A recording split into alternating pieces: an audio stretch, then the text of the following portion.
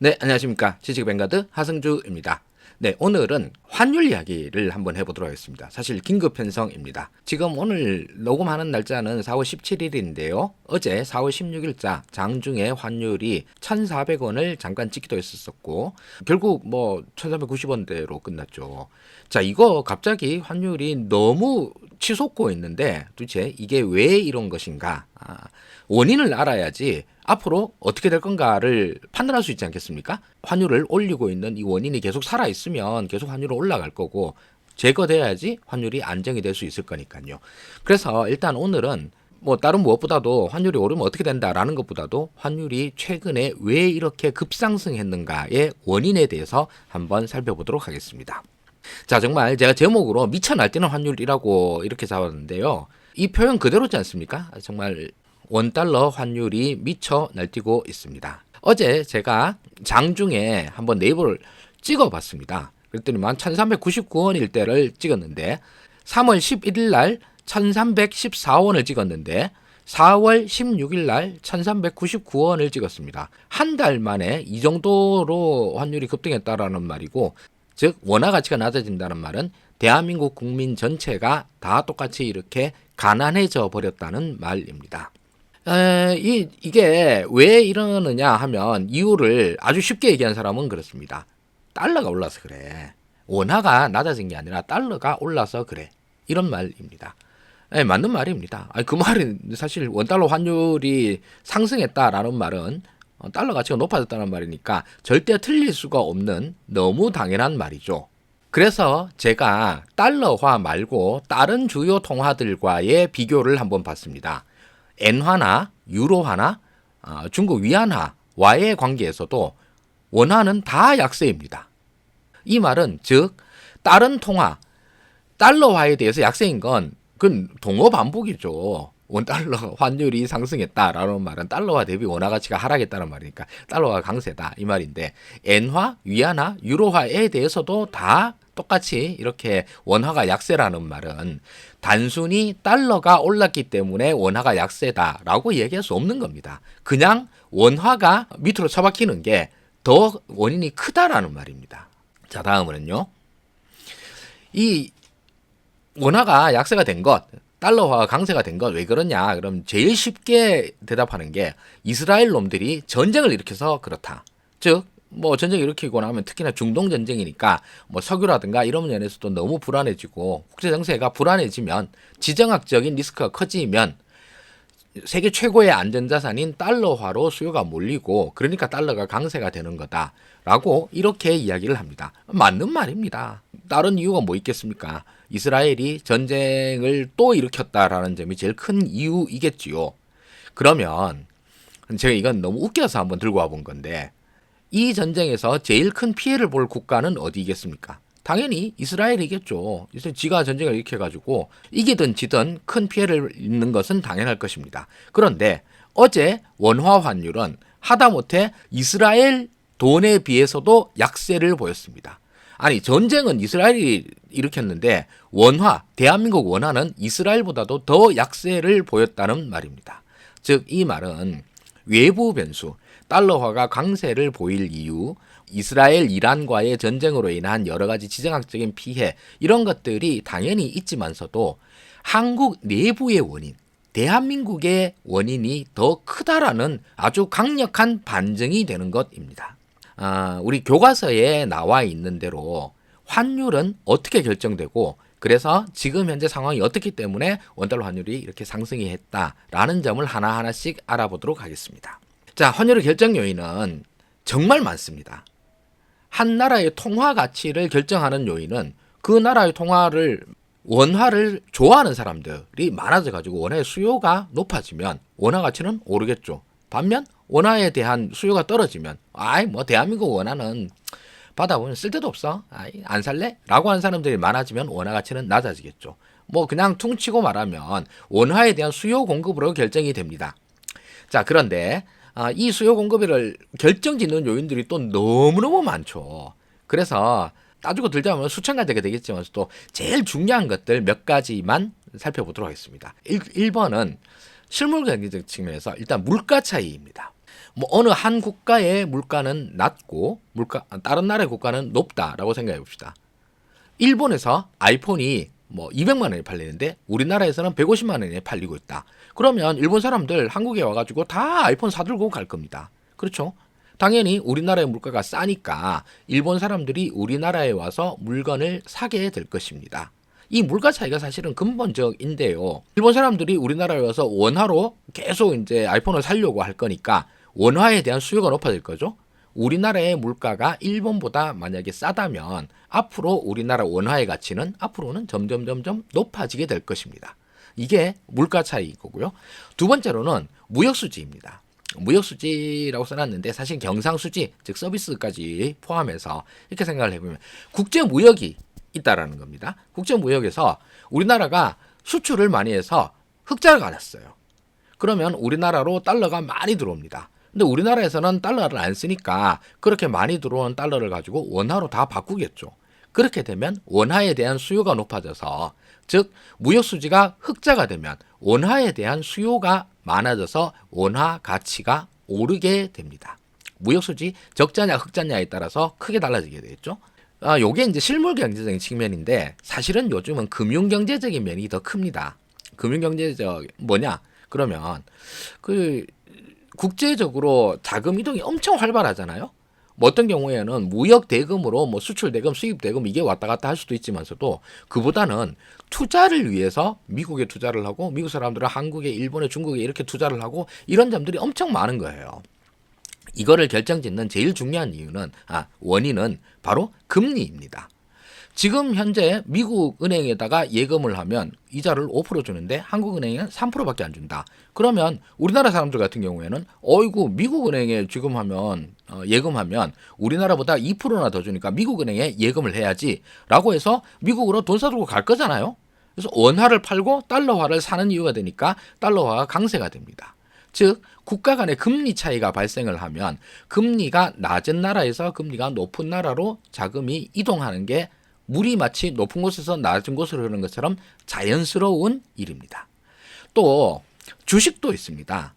주식 미국 기업들은 막 이익이 빵빵 나고 있는데 한국 기업들은 비실비실하고 언제 먹을지 모르겠어. 그러면 한국 주식 팔고 미국 주식 갈아타겠죠. 그러면 이 과정에서 한국 주식 팔아서 미국 주식을 사니까 당연히 원화는 떨어지고 달러화는 높아지는 이런 효과가 생기게 되겠죠. 그래서 금융투자의 방향성, 주식, 채권 이런 건데 채권은 금리에 결정적으로 연동이 되는 거니까 됐고 사실은 주식이죠. 주식시장이 어디가 더 좋으냐에 따라서 주식 대금이 왔다 갔다 하게 될 것입니다. 자, 요것도 있는 반면에 정책적인 면도 있습니다. 환율이나 통화정책의 문제입니다. 환율 정책, 우리 옛날에 이명박 때 기억나시죠? 이명박이 환율 정책 한번 쓰겠다 그러다가 아주 대박으로 박살난 적이 한번 있었습니다. 그리고 통화 정책, 즉 국가가 막 돈을 갖다 막 풀거나 이런 식으로 하면, 예를 들면 우리나라에서 원화를 막 풀었어요. 그러면 원화가 많아지는 거지 않습니까? 외국에서 볼 때는 아유 저 대한민국 정부가 돈을 너무 심하게 풀고 있는데 저렇게 되면 위험해. 그러니까 원화는 아무래도 더 안 사는 게 좋겠어. 원화는 팔고 다른 나라 통으로 옮기는 게 좋겠어. 이런 생각을 하게 되겠죠. 이런 문제들이 있습니다. 그리고 또 플라자 합의 또는 아베노믹스 이런 것처럼 이렇게 국가가 적극적으로 환율 정책에 나서는 경우들도 있습니다. 자, 이런 여러 가지 요인들이 종합되어서 환율이 결정이 됩니다. 그렇지만 이걸 다 할 수는 없으니까 먼저 제일 중요한 요인들 몇 가지만 뽑아서 한번 살펴보도록 하죠. 첫 번째로는 물가입니다. 또 원달러가 문제니까 지금 한국과 미국과의 관계가 문제가 되니까 한국과 미국과의 물가 차이를 한번 봐보고요. 두 번째로는 무역수지입니다. 한국이 무역수지에서 흑자인지 적자인지를 보도록 하죠. 그리고 금리, 우리나라 금리가 지금 현재 어떻게 형성이 되어 있는지 이런 것들도 한번 보도록 하겠습니다. 그리고 마지막으로는 현재 대한민국 정부의 정책이 어떤 식으로 운영되고 있는지도 살펴보도록 하겠습니다. 그래서 이런 걸 종합적으로 한번 살펴보고 이 중에서 어떤 요인 때문에 지금 현재 미쳐 날뛰고 있는 환율이 발생하게 되었는가를 한번 생각해 보도록 하겠습니다. 먼저 제일 중요한 물가입니다. 지금 현재 한국도 이놈의 대파값, 사과값 때문에 난리가 나고 이것 때문에 선거까지 이제 큰 영향을 끼쳤습니다. 그런데 물가는 사실 우리만 오른 게 아니죠. 미국도 많이 올랐습니다. 그러면 지금 현재 물가가 어떤 상황이냐를 보면 지금 현재 시점에서 뭐 우리나라 물가 몇 프로, 미국 물가 몇 프로 이런 거라기보다도 지금 최근에 있었던 뭐 한 2, 3년간의 기간들을 살펴보면 사실 미국이 우리보다 훨씬 물가가 많이 올랐습니다. 미국 물가가 비싸고 우리나라 물가가 미국에 비해서는 상대적으로 싸다는 말입니다. 그러면 이 물가 요인에서는 미국 사람들이 한국에 와서 물건 사고 한국에 와서 관광하고 여행하고 뭐 이렇게 하는 게 훨씬 좋은 상황이라는 거예요. 그러면 이 물가 차이라고 하는 건 사실은 지금처럼 이 환율이라는 말과 원화 가치 뭐 이런 말들이 너무 막 헷갈리게 돼 있어가지고 그러는데 저는 원화 가치라는 기준을 통일해서 말씀을 드릴게요. 물가라는 측면에서 봤을 때는 원화 가치가 상승할 쪽으로 이루어졌습니다. 즉 우리나라는 미국보다 물가가 싸기 때문에 앞으로 원화 가치는 점점점 올라가는 게 정상입니다. 그런데 반대로 내려갔죠. 즉 우리나라와 미국 간의 물가 차이에도 불구하고 원달러 환율이 상승했다고 하면 다른 요인들이 훨씬 더 크다는 말이 됩니다. 그래서 물가 차이 이 점에 대해서는 오히려 원화 가치가 올라가는 방향으로 형성이 되어 있었다. 그럼에도 불구하고 원화 가치는 떨어졌다. 1번 기억하시고요. 자, 다음은 금리입니다. 이거 하이라이트죠. 미국은 현재 기준금리를 5.5%로 하고 있습니다. 이게 2023년 7월 달에 갖고 왔던 그림인데 지금 2024년 4월이 되도록 똑같습니다. 지금 현재 미국과 한국 간의 기준금리 차이는 2%가 나고 있습니다. 2%.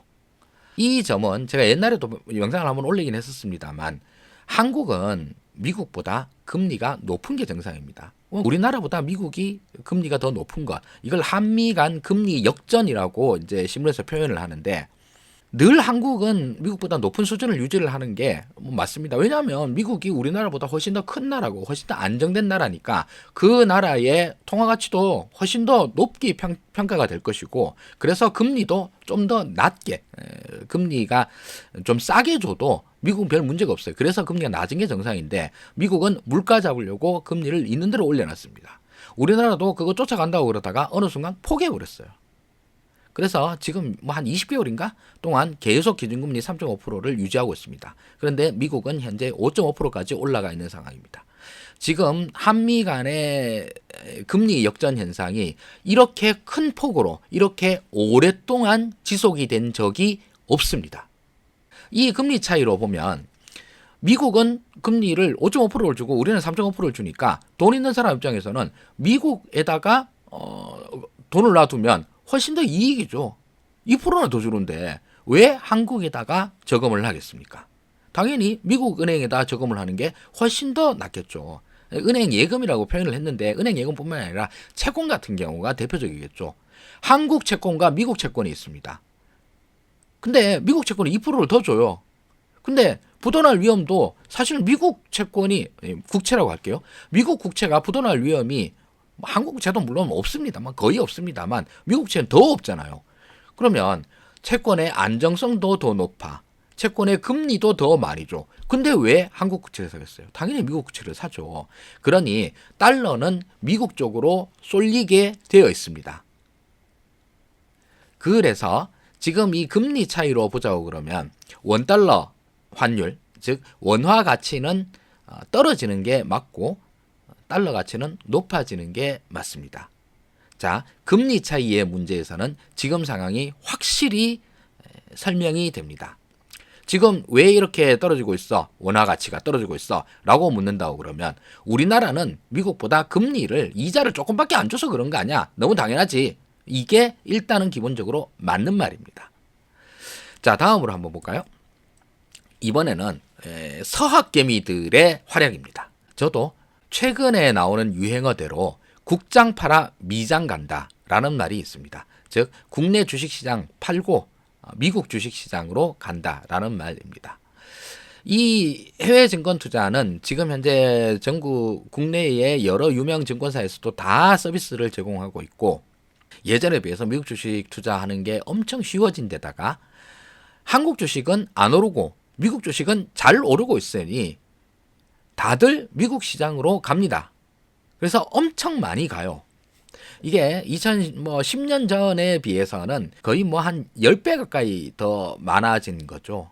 그래서 지금 이런 식으로 우리나라 투자가들이 미국 시장으로 계속 돈 싸들고 가니까 당연히 달러화에 대한 수요는 높아지고, 뭐 그 달러화를 살려고 그러면 뭘 팔고 가겠습니까? 원화를 팔고 달러를 사니까 원화 가치는 낮아지게 되는 거죠. 주식과 채권, 증권 투자에 있어서 우리나라에서 서학개미들이 점점점 많아지는 것, 이로 인해서 우리나라의 투자 자산이 미국으로 자꾸 옮겨가는 것, 또 원화 가치가 낮아지는 아주 중요한 원인이 될 것 같습니다. 그래서 금리 차이에 이어서 증권 투자의 관점에서도 이렇게 큰 폭으로 증가하고 있는 걸로 봐서 원화 가치가 낮아지는 원인이 되고 있습니다. 자, 다음 볼까요? 자, 다음은 정책면입니다. 이 정책은 우리나라가 딱히 환율에 대해서 적극적으로 개입한다라고 하는 말은 아직까지 없었습니다. 외국인 투자가들 입장에서 여러분들이 미국의 큰 펀드를 운영하고 있는 매니저다라고 한번 생각을 해보시죠.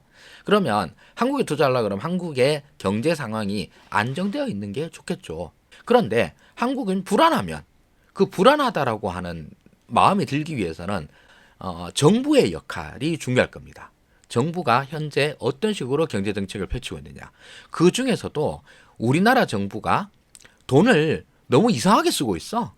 아니, 이거 지금 정부가 재정을 운영하는 거 보니까 이건 너무 불안해 라는 마음이 들면 원화 자산을 갖다가 사고 싶은 마음이 없겠죠. 기존에 들고 있는 원화 자산 같은 건 팔고 싶은 마음이 들 거고요. 그런데 지금 현재 정부가 하고 있는 걸 보면 적자가 총선 끝나고 난 바로 다음 날 발표를 했죠. 작년에 1년 동안 재정 적자가 87조가 났다라고 그러는데 실제로는 110조가 났다라고 이렇게 언론 보도가 나오고 있습니다. 110조요? 아니 110조 아니라 87조로 합시다. 87조요? 우리나라 전체 총 예산이 얼마인데요? 2023년도에 우리나라 총 예산이 630조 정도 됩니다. 아니 뭐 600조라 치고요. 600조 중에 87조라고 그러면 좀 크지 않습니까? 이 적자 폭이. 이렇게 내놨는데, 그리고 이 적자를 내는 게 나름 정부가, 아니 저는 재정적자를 냈다라고 해서 적자 냈으니 나쁜 놈 이렇게 얘기하려는 게 전혀 아닙니다. 만약에 우리나라 경기 불황인 상황이고 그러면 재정 적자를 통해서 경기 부양을 할 필요가 있다라고 그러면 적자 내야죠. 당연합니다. 여기서도 뭐 밑에 오마이뉴스 기사에 제목을 그렇게 써놨습니다. 경기 불황이라서 적자를 더 높였어야 한다. 뭐 이렇게 얘기하는 사람도 있어요. 저는 뭐 이렇게 이런 경제학자들의 의견이니까 당연히 이런 의견도 가능하다라고 생각을 하고, 저도 당연히 적자를 냈으니 윤석열 정부가 경제 운영 잘못했어 이렇게 얘기하려는 게 전혀 아닙니다. 뭐냐면 이 부분은 정부의 신뢰도 문제입니다. 늘 윤석열 정부 들어오고 난 다음에 자기는 균형 재정하겠다라고 얘기를 했습니다. 균형 재정하겠다고 했었는데 적자 폭은 우리나라 뭐 코로나 시기 뭐 이럴 때 비슷하게 뭐 IMF 터지고 뭐 이런 때에 비견하게 적자 폭이 크게 늘어난 겁니다. 이게 문제라는 거거든요. 아니 왜 이거는 이 적자는 정부의 계획된 적자가 전혀 아니잖아요. 정부가 재정을 운영을 하는데 굉장히 미숙하게 운영을 한 바람에 이렇게 적자가 커진 겁니다. 대통령은 균형 재정하겠다고 그러는데 쓰다 보니 적자가 이만큼 크게 났네? 이 말이 무서운 거예요. 예정된 적자라고 그러면 그 예정된 적자를 어떻게 활용하겠다, 또는 이 예정된 적자를 통해서 우리가 노리는 효과가 무엇이다 라고 하는 것이 파악이 됩니다. 그런데 이거는 불이타예요. 게다가 이렇게 재정적자가 늘어난 게 세출이 많아져서라기보다는 세입이 너무 줄어서입니다. 세입 뭐 지금 야당이 늘 얘기를 하고 있는 소위 부자 감세, 이거 때문인 거죠. 국가가 받아야 될 세금을 갖다가 못 받고 있거나, 또는 그동안 받던 세금을 갖다가 왕창왕창 깎아주고 있거나, 이런 일로 인해서 세입이 줄어들고 그로 인해서 재정적자가 이만큼으로 왕창 났다라고 하는 것은 투자가들이 보기에 원화의 미래에 대해서 매우 불안하게 여길 수밖에 없는 요소라는 것입니다. 자, 그래서 이 국가의 재정 또는 경제 운영에 대해서는 원화 가치가 낮아지는 방향으로 나아가고 있습니다. 환율의 결정 요인들을 이제 큰 카테고리에서 몇 가지를 살펴봤습니다. 하나씩 한번 정리해 볼까요? 첫째, 물가 차이. 이 점에 대해서는 우리나라 원화 가치가 올라가는 쪽으로 움직임. 그럼에도 불구하고 원화 가치는 내려갔어요. 무역의 측면. 우리나라 경상수지가 한때 적자까지 나오고 그랬습니다만 최근에는 큰 폭의 흑자를 다시 보이고 있습니다. 왜? 반도체가 수출이 요즘 또 잘 되고 있어서 그렇습니다. 요 점을 제가 그래프로 안 그려놨는데 이 점은 사실 물가 차이인 거와도 마찬가지입니다. 우리나라 물가가 미국보다는 싸니까 그로 인해서 미국에 수출하는 게 더 쉬워졌다. 이런 식으로 간편하게 생각할 수도 있거든요. 물론 그걸로 다 되는 건 아닙니다만 어쨌든 우리나라의 산업 환경이 좋아져서 현재 경상수지는 큰 폭의 흑자를 보이고 있습니다. 따라서 물가도 그렇고 무역도 그렇고 같이 한 묶음으로 묶어서 원화 가치를 높이는 쪽으로 작동을 하고 있습니다. 그런데 실물 경제 측면에서 이렇게 원화 가치가 올라갈 수 있는 요인들을 제일 크게 까먹은 거 뭐냐? 그럼 1번은 금리 문제입니다. 우리나라가 아주 오랜 시간 동안 미국보다 금리를 낮은 수준으로 유지하고 있습니다.